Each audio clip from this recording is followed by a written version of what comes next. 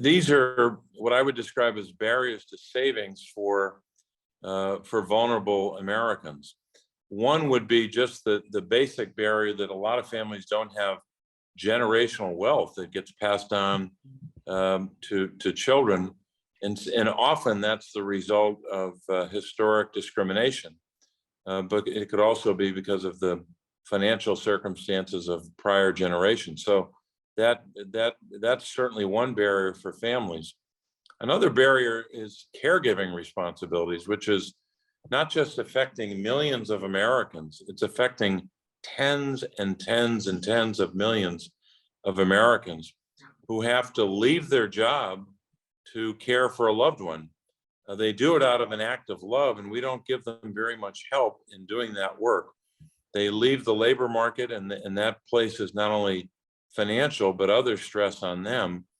And the burdens that they shoulder are not equally distributed. Women, in in most instances, are the ones who were called upon to be caregivers, and that creates all kinds of burdens. So that becomes another barrier to savings because of the change in the work that they're doing, caring for a loved one instead of continuing to pursue a career in the job that they had.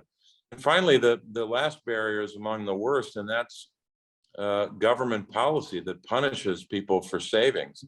Programs like SSI or Medicaid are so important to our families, but they often, in many cases, for many families, they run into these strict asset limits that literally punish families with a loss of health care or income if they have more than $2,000 or $3,000 in savings. So a person with a chronic condition or someone who has a disability or caregiving responsibilities may not be saving, and that creates all kinds of challenges for them because policies threaten them with the loss of their health care, their benefits, if they in fact save. So I think a lot of Americans don't have a full appreciation for what some of their fellow citizens are up against when it comes to these barriers.